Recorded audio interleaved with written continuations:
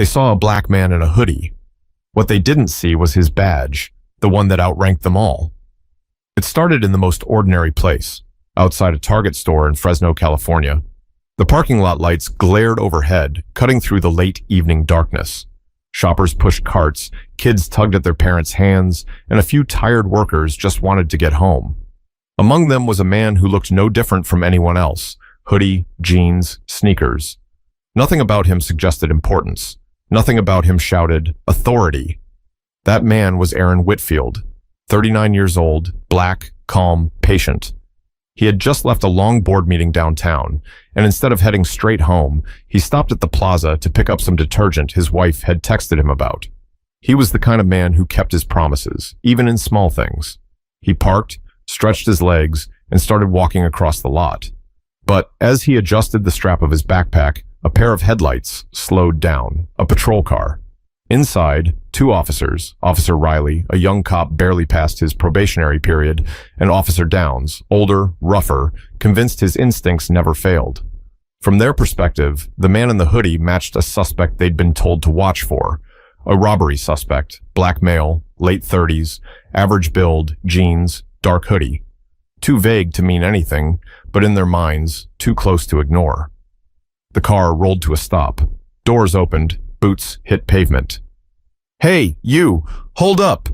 Riley's voice cut through the chatter of the lot. Aaron paused, startled. He looked around, unsure if they meant him. His instinct was to stay calm, so he raised his hands slightly, palms open, and asked, "Are you talking to me?" "Yes, you. Stop right there," Officer Downs barked. His hand hovered near his holster, a gesture that made heads turn in the crowd. Aaron's heart thumped, not out of guilt, but because he knew this scene. He'd read about it. He'd heard neighbors talk about it. He knew how quickly things could spiral when assumptions collided with authority. Still, he kept his voice even.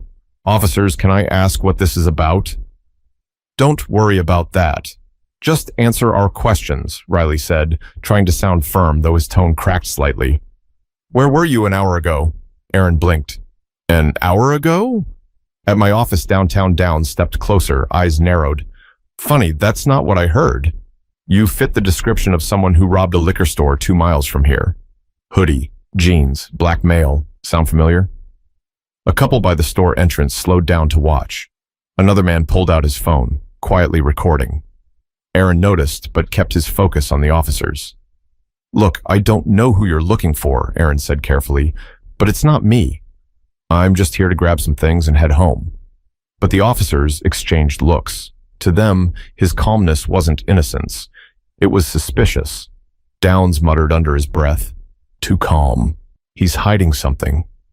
Aaron's jaw tightened, but he said nothing. He knew better. The crowd wasn't large, but every second more, eyes turned toward the confrontation. What began as an errand had turned into a public spectacle. And Aaron knew something the officers didn't. Something that would change this moment forever. But before that truth came out, the tension would have to snap first. The night air thickened as more shoppers trickled past, stealing glances at the scene. Some whispered, others walked faster, pretending not to notice. But a handful lingered, drawn to the rising energy like moths to a flame. Aaron stood still, his palms visible, trying to keep the situation from spiraling.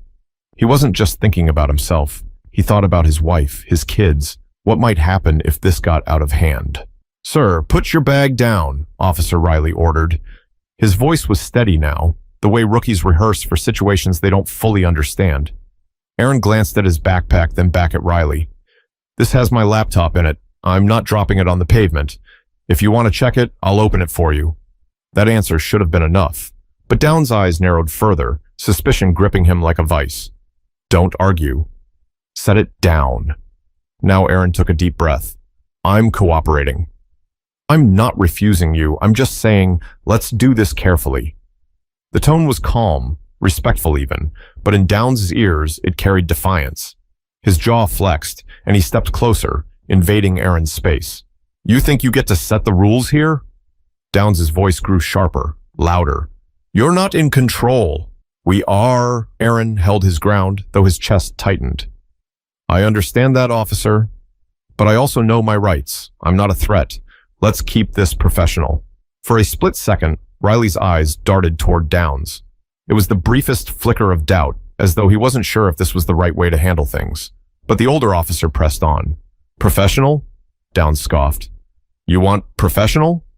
Then stop stalling and do what you're told. Aaron exhaled slowly, then lowered his bag to the ground. He crouched, unzipped it, and held it open for them to see. Inside, a neatly folded dress shirt, a laptop, some papers. Nothing even remotely suspicious. See? Just work stuff, Aaron said. But Downs wasn't satisfied. He motioned to Riley. Pat him down. Riley hesitated. Sarge, maybe we should... I said, pat him down, Downs barked. The rookie swallowed hard, then approached. Sir, I need to check you for weapons. Please turn around and put your hands on the car. Aaron's pulse quickened. He hated this part, not because he had anything to hide, but because of the humiliation. Still, he nodded and turned, pressing his palms against his own vehicle. Riley's hands swept over him quickly, awkwardly. Nothing. No weapon. No contraband. Clean, Riley muttered. Aaron turned back around slowly, looking each officer in the eye. His voice was steady, but there was an edge now, a note of restrained frustration. I told you, I'm not who you're looking for. I'm not a criminal. I'm just here like everyone else. A woman near the cart spoke up. He didn't do anything. Leave him alone, Downs shot her a glare. Ma'am, stay out of this. We're handling it, but the crowd had shifted. Phones were up. People were whispering louder. The longer it dragged, the worse it looked. Aaron's chest rose and fell, his patience tested. He wasn't just some random guy. He wasn't powerless, but he held his tongue, for now. Then Downs said something that crossed the line. You people always got an excuse, he sneered. The words hung heavy in the air. Riley froze. The bystanders murmured in disgust. And Aaron's face hardened, the calm mask starting to crack. Excuse me? Aaron asked, his voice low. What did you just say? Downs smirked, doubling down. You heard me. The moment stretched, thick with electricity. Riley shifted uncomfortably, his face pale now. Even the crowd went silent, sensing that something dangerous had just been unleashed.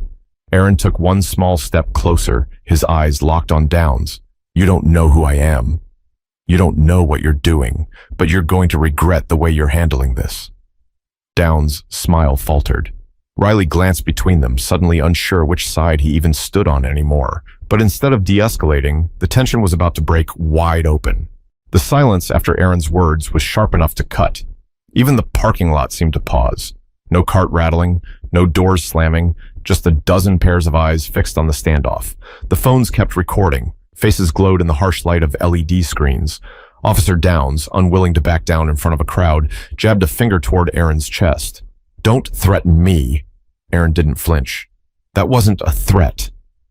That was a fact. His voice was firm but calm, layered with the kind of authority that only comes from someone used to being listened to.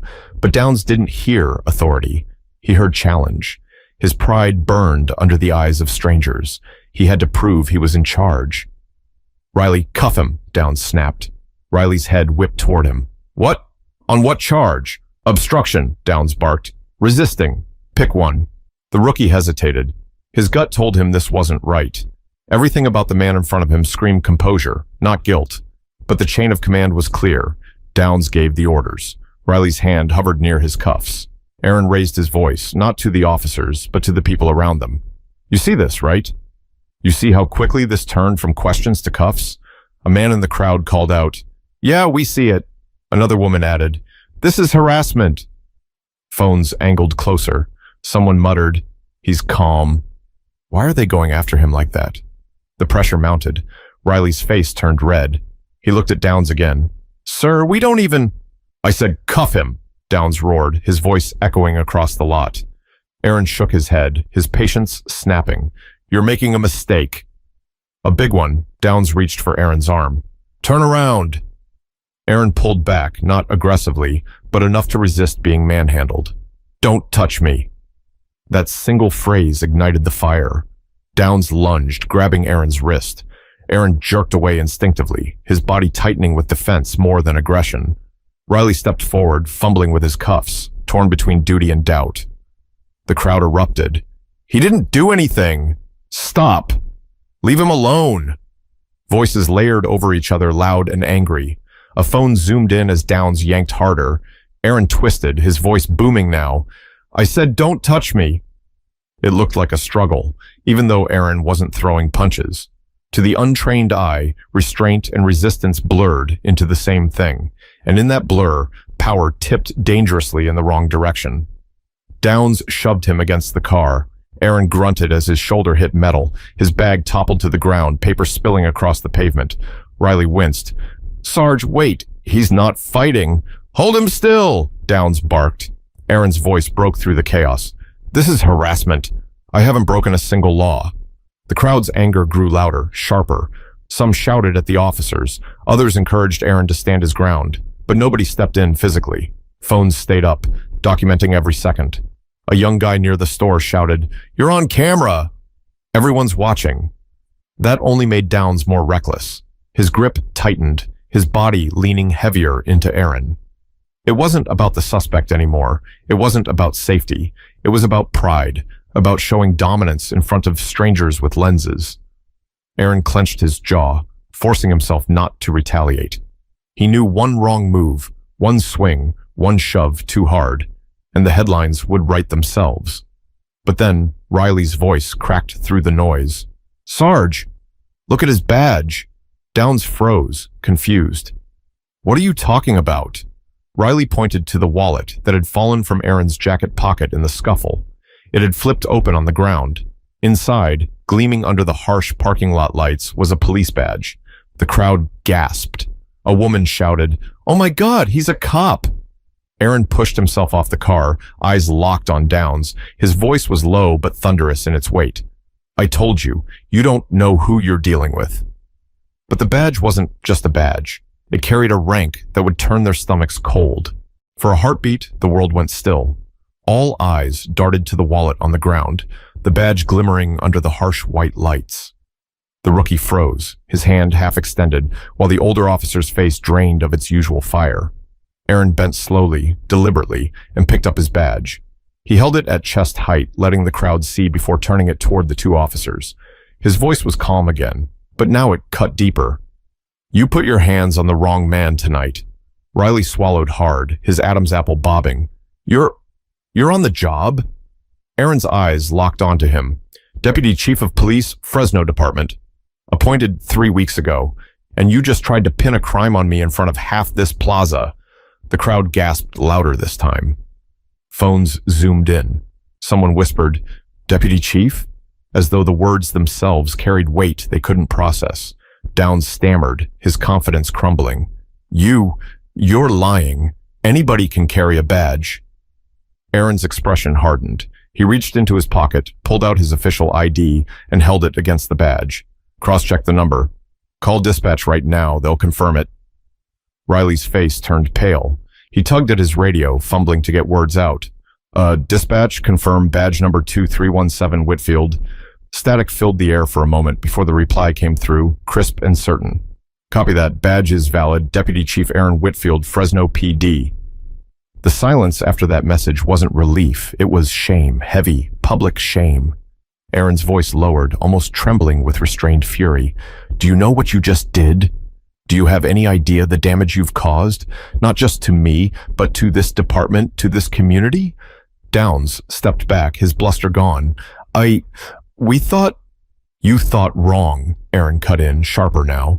"You saw my skin and my hoodie, and that was enough for you to make me a suspect."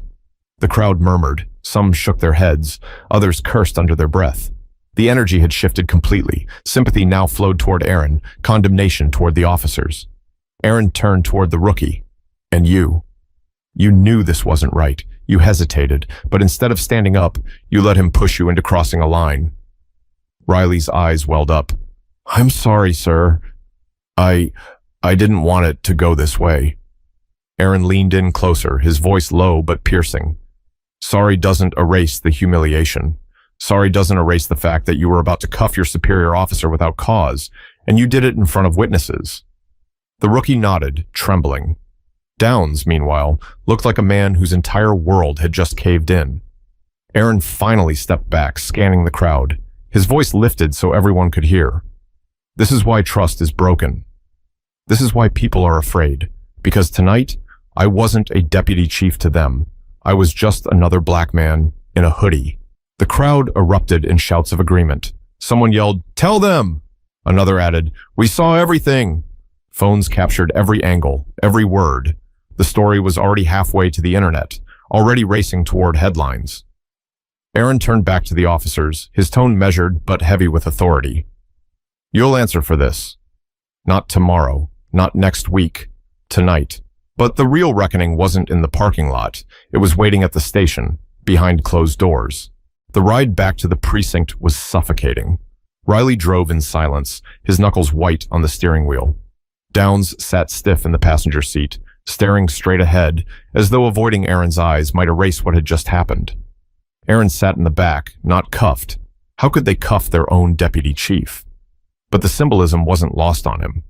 To the crowd in that parking lot, he looked like a suspect being hauled away. The image made his chest tighten with something between anger and sorrow. When they arrived, the building's fluorescent lights hummed overhead. A few officers at the front desk straightened when they saw Aaron escorted inside. Whispers followed. Riley muttered under his breath, "Oh God." Aaron walked straight past them, ignoring the stairs, and headed to the conference room. He motioned with a finger for Downs and Riley to follow. The door shut behind them, the weight of the silence pressing down. Aaron stood at the head of the long wooden table, his badge glinting under the harsh light. He didn't sit. He wanted them to feel the height difference, to feel the weight of the authority they had mocked just minutes earlier. "Do you understand what you've done?" His tone wasn't a shout. It was worse than that, measured, steady, like a blade being sharpened. Riley's lips parted, but no words came out. Downs shifted, his jaw tight. "We thought we were doing our job." Aaron's eyes locked on him. "Your job is to protect, to serve, to approach situations with reason and fairness. What you did was profile. You escalated, and you humiliated this department in front of the very people we're supposed to serve." Downs opened his mouth again, but Aaron raised a hand. "No, you don't get to explain this away. There were cameras, witnesses. Every second of what you did tonight is already online. Do you know what that means?" The two officers exchanged a glance, dread creeping into their expressions. Aaron leaned forward, his hands on the table. "It means this department is about to be on the front page of every local paper." "And you made that happen?" Riley finally spoke, his voice shaky. "Sir, I tried to slow it down. I knew it didn't feel right." Aaron's gaze softened just slightly, but his words stayed sharp. "And yet you still raised your cuffs. You still followed his lead. You still almost put me in chains for nothing." The rookie lowered his eyes, shame washing over him. Aaron turned back to Downs. "And you, your pride, your ego, your prejudice nearly caused a disaster. If I hadn't been who I am, if I'd been just another citizen, do you realize how far this could have gone? How many headlines of another man mistreated, another community broken, we'd be facing?" Downs' face flushed, but not with anger, with fear. He couldn't even meet Aaron's gaze. Aaron straightened, his voice now booming across the room. "I am your deputy chief. The man you shoved against a car, the man you accused in public, the man you disrespected without cause. Tonight, you didn't just insult me. You insulted this badge, this office, and every honest officer who actually believes in the oath we swore." The room felt like it was vibrating with the weight of his words. Neither Riley nor Downs moved. Neither dared breathe too loud. Aaron took a step back, the authority in his voice shifting to finality. "You'll face accountability, both of you. And this department will know that tonight wasn't just about me. It was about the way justice must be handled from here on out." But the fallout wouldn't end inside those walls. It was about to spill into the public eye with unstoppable force. The next morning, the precinct felt like it had been turned upside down. Phones rang nonstop. Reporters crowded outside, cameras flashing every time the doors opened. What had begun as a tense parking lot encounter was now a public relations nightmare. Aaron walked through the lobby with measured steps, his face calm but unreadable. Every officer he passed dropped their gaze, unsure whether to greet him or avoid him entirely. His presence carried a weight heavier than rank. It carried the memory of what had happened the night before. Inside a smaller conference room, Riley and Downs sat waiting. Both looked worn down, as though they hadn't slept. Riley fidgeted with his hands. Downs sat rigid, staring at the wall. The door opened, and Aaron entered with the police chief, a stern man in his 50s named Harold Jensen. Jensen's face was carved in stone, unreadable, but the tightness around his jaw revealed just how much pressure he was under. "Gentlemen," Jensen began, "we've got a problem. A very big one." Neither Riley nor Downs spoke. They didn't have to. They'd already seen the clips circulating online. Hashtags were trending. Local news had replayed the video on a loop. The words racial profiling and police misconduct were attached to their names now. Aaron stood across from them, his badge gleaming under the fluorescent light. Last night wasn't just a mistake. It was a disgrace, and the community saw it live. Riley looked up, his face pale. "Sir, I swear I didn't want to escalate." "I tried to stop it," Aaron studied him. "Then why didn't you?" The rookie's voice cracked. "Because he outranks me. Because I was scared of losing my job." Aaron's tone sharpened. "You were more afraid of disappointing your partner than doing what was right? That fear is what keeps situations like last night happening. Fear is no excuse for injustice." Riley's eyes dropped again, his hands trembling. Then Aaron turned to Downs. The older officer looked deflated, a far cry from the loud, commanding man in the parking lot. "Do you have anything to say for yourself?" Aaron asked. Downs clenched his fists, then slowly released them. His voice was low, almost hoarse. "I let my pride take over. I saw what I wanted to see, not what was in front of me, and I dragged him," he nodded toward Riley, "down with me." The chief's voice cut in, flat and direct. "You didn't just drag him down. You dragged this entire department down. We're staring at lawsuits, protests, maybe even federal oversight, if this doesn't get handled correctly." Downs shut his eyes, as if the words physically struck him. Aaron's voice carried the final weight. "You thought you were in control last night, but what you did showed the public that too many of us are out of control. And now, the same community you swore to protect is asking if they can even trust you." The silence that followed was unbearable. Riley wiped his eyes discreetly. Downs stared at the table. Jensen stood tall. "Both of you are suspended pending investigation." Effective immediately, neither man argued. They knew they couldn't. As the chief left, Aaron lingered a moment longer, his voice softer, but still stern. "You'll remember last night for the rest of your careers. And you should, because accountability isn't just about punishment, it's about change. If you don't change after this, then nothing we do here matters." Aaron turned and left, the door clicking shut behind him. But outside those walls, the real storm had just begun, one that no suspension could contain. By the afternoon, Fresno City Hall was drowning in phone calls. Community leaders demanded answers, civil rights groups scheduled press conferences, and citizens gathered outside the police station, holding signs that read, "Accountability now," and "Justice for all." Inside the precinct, a special committee had already been formed to review the incident. The conference room buzzed with tension. Attorneys, internal affairs investigators, and city officials packed the table. The video from the Target parking lot played on a loop, every detail analyzed frame by frame. Aaron sat at the far end, his posture straight, his expression unreadable. He wasn't there to defend himself. He didn't have to. The footage spoke for him. A city attorney paused the video mid-frame. "Right here," she said, pointing at the screen. "Officer Downs initiates physical contact without probable cause. This is where the escalation began." An investigator added, "Notice how Officer Riley hesitates. His body language suggests doubt, but he complies under pressure. That hesitation could be a key factor in his disciplinary outcome." Aaron leaned forward, his voice carried calmly across the room. "This isn't just about one mistake. This is about culture. A culture where quick judgment replaces proper policing, where pride trumps procedure, where race becomes a shortcut for suspicion." The room fell silent. Some avoided eye contact, others scribbled notes nervously. The mayor's liaison, a woman named Denise Alvarez, spoke up. "Deputy Chief Whitfield, the mayor wants to know, what do you recommend? How do we repair this breach of trust?" Aaron didn't hesitate. Transparency. We release the footage ourselves, officially, before the narrative twists further. We suspend the officers immediately, which has already been done, and we announce mandatory training on bias, accountability, and de-escalation for the entire force. An older councilman frowned. That will make us look weak. Aaron met his gaze.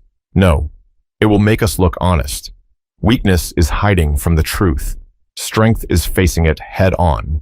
The words hung in the air like a challenge. After a pause, the councilman nodded slowly. The committee agreed to move forward. Press releases were drafted. A press conference was scheduled. The public would hear directly from the department, with Aaron standing at the forefront. Meanwhile, in another office, Riley sat with an internal affairs officer, confessing through a shaky voice. I didn't want to do it. I knew he wasn't a threat, but when Downs barked at me, I froze. I thought if I didn't obey, I'd be the one in trouble. The investigator leaned in. And what did you learn from that? Riley's eyes glistened. That silence is just as damaging as action.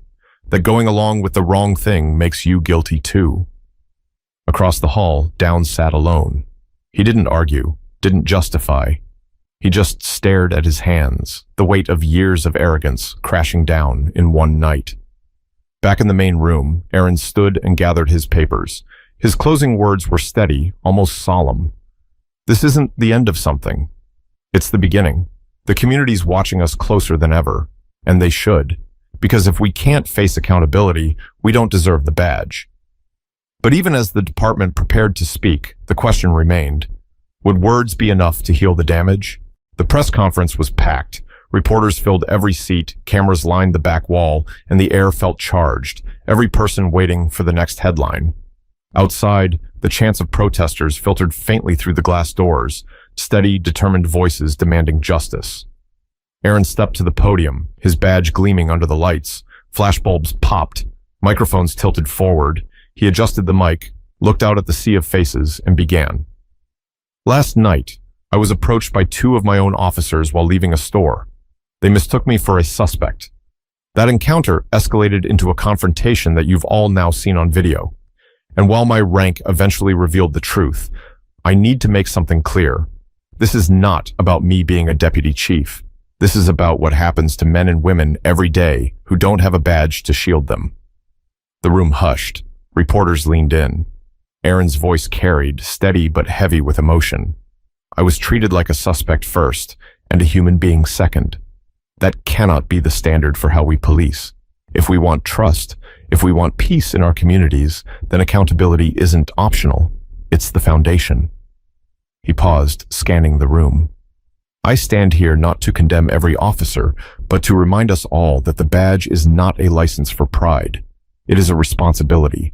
To listen before accusing. To de-escalate before escalating. To see people as citizens, not stereotypes. A ripple of murmurs moved through the room. He continued, voice firm now. The officers involved have been suspended pending investigation. Mandatory training will be implemented across the department, and more than that, we are opening new channels for the community to have a voice in how we police. Cameras flashed, pens scratched against notepads, reporters typed furiously. Aaron leaned in closer to the mic, his words slowing, deliberate. But none of this means anything if we don't change the culture. That culture starts with us, officers, leaders, community members alike. Because real justice doesn't begin in a courtroom. It begins in how we treat each other on the street. He stepped back, letting the silence stretch. Then he delivered the words that would echo long after the conference ended. I was lucky last night. My title protected me, but we cannot build a system where luck or rank is the difference between dignity and humiliation. Every person deserves respect. Every person deserves fairness. That's the standard I will fight for as long as I wear this badge.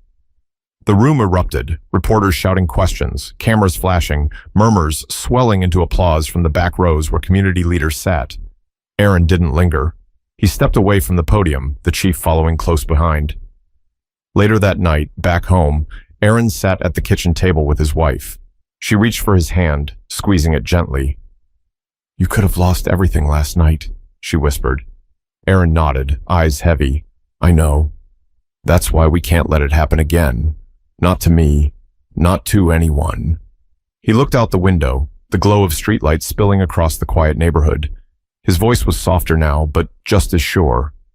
Change doesn't happen because we hope for it. It happens because we demand it and because we live it. And that, in the end, was the message. Power means nothing without responsibility, and authority means nothing without accountability. If you believe in fairness, if you believe in justice, don't stay silent. Speak up, hold leaders accountable, treat people with respect, even when no one's watching, because change begins with us.